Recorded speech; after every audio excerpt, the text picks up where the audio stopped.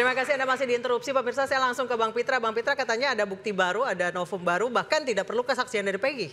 Iya. Anda yakin banget dari awal kalau Peggy itu dan terpidana yang lain adalah pelaku? Baik Mbak Anissa, yang pertama saya ingin tanggapi terkait dengan mikroeviden ya. Saya kira kalau pengungkapan melalui mikroeviden karena tahun 2016 itu tidak mungkin dilakukan. Karena laporan polisi itu pada tanggal 31 Agustus 2016. Sedangkan diketahui bahwasannya peristiwa tersebut diberitahukan adalah peristiwa laka lantas pada tanggal 27. Seharusnya di sini Polri memberikan apresiasi ataupun penghargaan kepada Ibtu Rudiana karena berhasil membongkar kasus pengeroyokan ataupun pemerkosaan ini. Artinya apa? Yang korbannya adalah anaknya. Kalau Rudiana itu dahulunya itu diam saja, tidak. Sekarang juga diam kemana? Pak Rudiana nggak muncul ke publik. Lantas seperti itu. Ya gimana Pak? Sekarang Pak Rudiana juga diam, tidak muncul ke publik, lagi dicari loh masyarakat, sama netizen. Tindakan yang dilakukan oleh Rudiana itu sudah tepat sebagai anggota Polri, karena beliau itu sangat patuh kepada institusi dan pimpinan. Padahal yang memimpin penyidikan ketika itu beliau. Ada arahan dari pimpinan, tentunya dia akan buka suara gitu.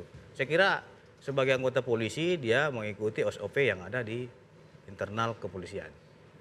Oke, Bang Farhad, kalau tadi melihat dari statementnya Bang Pitra, artinya Bang Pitra tetap berkeyakinan kasus ini tidak banyak berubah. Yang berubah sekarang hanyalah status dari Peggy Setiawan yang itu pun juga bisa akan menjadi tersangka lagi jika ada seperindik baru seperti itu. Komentar Anda. Inilah ya, kalau saya lihat Bang Pitra ini tidak menyadari dan tidak mengikuti perkembangan. Apanya yang tidak menyadari, Bung Farhad? Ya, karena nggak harus jelas dulu gitu. Ya kita kan lihat dari hasil putusan pra peradilan. Ya.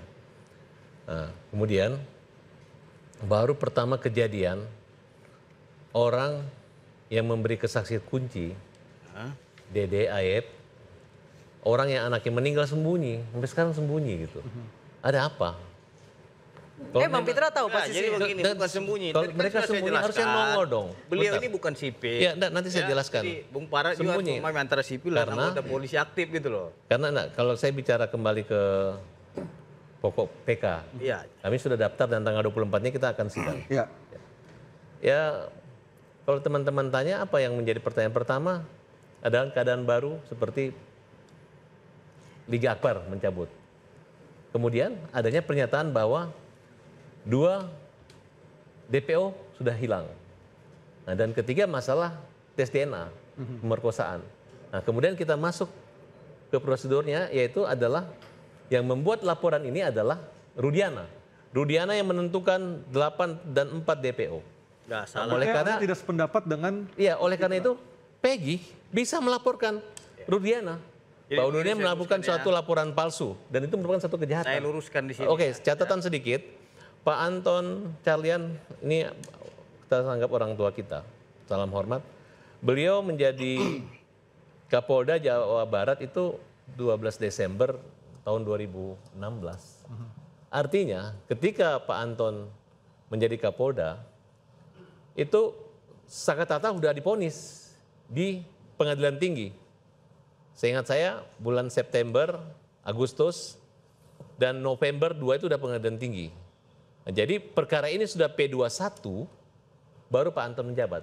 Kapolda sebelumnya adalah Pak Bambang Waskito. Nah, oleh karena itu tidak ada kaitannya kalau Pak Anton. Tapi karena beliau menjawab dengan fair bahwa di sini memang ada kelemahan seperti pernyataan daripada Pak Kapolri, harus kita sadari. Baik, saya ke Peggy. Peggy mau melaporkan Pak Rudiana? Maunya pada kuasa hukum sih. Bu, gimana Ibu? Saya belum ke arah sana. Ini memang dari awal ini sudah ada rekayasa karena itu Pak Rudiana itu adalah sebagai pelapor. Seharusnya terpidana itu dilakukan pemanggilan terhadap terpidana kecuali mereka tertangkap tangan. Pada saat itu harusnya ke-8 kalau itu bukan ya yang saksi Ucil itu kan tidak termasuk itu beda perkara. Iya, itu beda perkara. Di Paldi itu beda perkara. Itu seharusnya pada 7 orang itu harus dilakukan pemanggilan terlebih dahulu karena ada pelapor. Penetapan tersangka itu kan ada 2. Bisa dilakukan pemanggilan apabila ada pelapor. Tapi apabila tertangkap tangan itu bisa langsung ditangkap. Nah, seharusnya pada terpidana 7 itu dilakukan dulu pemanggilan. Baru nanti setelah ada pemanggilan, mereka datang, diklarifikasi lah dengan terlapor, dipertemukan dulu. Tapi saat ini Pak Rudiana tidak pernah muncul. Kemana Pak Rudiana sebagai pelapor? Harusnya dia bertanggung jawab atas ada laporannya dia itu. Harusnya dia bertanggung jawab. Bang Niko boleh ditambahkan? Jadi gini, Ibtu Rudiana ini, dia kan mendapat laporan nama-nama 11 orang itu dari AEP. Ini awal pangkal muasal ya. Ya, 11. 8 AEP sudah- melaporkan kepada Ibtu Rudiana. Ya kan? Makanya 11. Nah di situ pernah terjadi pembicaraan Ibtu Rudiana dengan AEP. Ibtu Rudiana mengatakan kalau mereka datang kumpul-kumpul, kabarkan saya. Nah, Yang mengabarkan siapa? AEP kabarkan ke Ibtu Rudiana. Berarti cepu ya? Ya kayak cepu gitu lah. Kemudian Ibtu Rudiana datang ketika mereka lagi kumpul-kumpul. Ditangkaplah sama Ibtu Rudiana. Ya kan? Nah dibawa. Gak pernah dipanggil padahal sebelumnya. Langsung ditangkap bukan dipanggil. Jadi begini, biar saya Ini luruskan, kesaksian ya. daripada para terpidana loh. Bisa saya luruskan. Jadi gini, jadi ini bukan kesaksian dari para AEP. terpidana Jadi yang 5, saudara juga harus yang baca 7 orang. putusan Karena 7 pengadilan orang yang nomor 3, 7 orang yang nomor bicara. 16. Saya yakin bahwa 7 bukan dari orang AEP. dan orang Hati-hati, saya bicara peringati Anda atas itu perbuatan kesaksiannya bersalah. lebih Ya, bagus. Saya peringatkan Anda lebih asas perbuatan tidak bersalah. Bukan dari AEP. Keterangan. Kau baca keterangan, dulu di baca putusan BAP. Pengadilan Negeri. Baca, ini keterangan daripada saksi. Jadi keterangan pada saksi. Kalau 8 orang memberikan keterangan, saya percaya. Tapi kalau hanya 1 orang memberikan keterangan, saya tidak percaya. Itu kuncinya. 8 orang menyatakan hal yang sama, berarti betul. Kalau 1 orang menyatakan hal yang berbeda, Jadi berarti keterangan daripada tidak bisa. ya Ibtu Rudiana Tidak bisa. putusan pengadilan Dan itu. terbukti Ingat di sini. sehebat apapun Pada Rudiana tanggal menggunakan 27 Agustus. tuduhan. Ya, ingat dulu. Tunggu dulu dong. Ya, pada tanggal 27 Agustus 2016 bahwasanya Ibtu Rudiana ini diberitahukan oleh Aibtu Suleman, ya. Biar clear ini semua di sini. Berarti yang Dia penangkapan menanyakan semuanya itu apakah Rudiana apakah anak Ibtu Rudiana ini bernama Muhammad Rizki. Jadi dia oke, ya. Sehingga Ibtu Rudiana itu berangkat ke RSUD Gunung Jati. Oke, setelah dicek bahwasanya dia melihat anaknya telah terbaring mati di situ. Di tanggal 28-nya itu almarhum ini dikebumikan di desa Jatiwangi. Oke? Dan langsung fokus saja. Tunggu dulu. Dan maksudnya fokusnya Anda jangan potong dulu. Jangan ngarang-ngarang, langsung aja masalah Rudiana membuat laporan. Gitu loh. Kemudian melakukan intimidasi, Jadi, tunggu dulu. penyiksaan, Pada sehingga tanggal anaknya menjadi tersangka. 29-nya itu, karena dia curiga kematian anaknya ini janggal. Mana ada orang 11 orang melakukan pembunuhan setelah itu kembali ke TKP. Polsek Talun dia lihat Tidak itu pernah ada motornya kejadian itu tidak gitu. rusak. Masa yang habis katanya membunuh kembali ke laka-lantas. TKP. Itu Sehingga tidak pada pernah tanggal itu. 31 Nah, ya itu. pada 8 orang pukul memberikan kesaksian itu 2.00 lebih valid dia ketemu dengan daripada Aib dan 1 Dede. orang. Karena Betul dia nggak? ketemu Aib dan Dede. 8 dia orang yang memberikan kesaksian ini. Pada waktu Kalau tanggal 1 orang itu 27 udah ada terjadi. kesaksian Gitu itu. loh. Tanya dari Sehingga semua pada saksi yang tanggal direkayasa. baik-baik buat laporan Majelis itu. Hakim Pengadilan Negeri Bandung telah dan membebaskan keterangan mengabulkan itu pra-peradilan dari Peggy. keterangan Jaya dan Sudirman. Jadi tidak perlu. Saya nggak percaya. Saya Saya orang daripada peringatkan satu orang. ketemu di sini. Mereka ini Bang Farad silakan. Punya hati nurani karena tidak marah. Bang Fitra tahan dulu. Bang Nikolai tahan dulu. Bang Farad silakan. Oke, Dan gantian, kita doakan gantian. turut berduka cita. Sekarang Bang Farhad lo bicara, silakan. Ya, kita itu sebagai lawyer itu punya peran dan tugas sebagai penamping, sebagai tersangka. Nggak ada aturan sebagai saksi.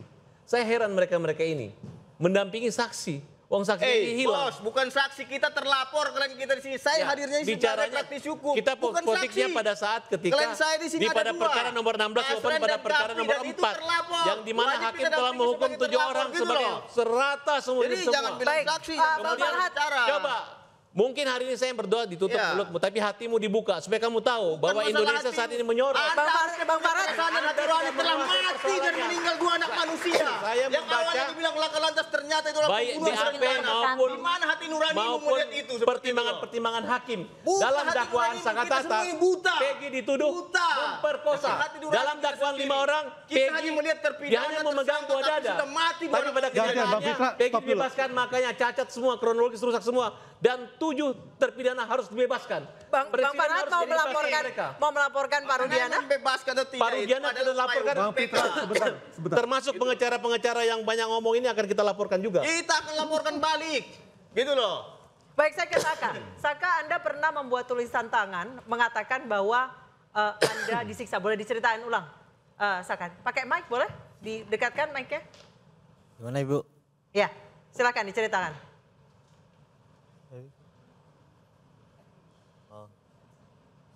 Ya.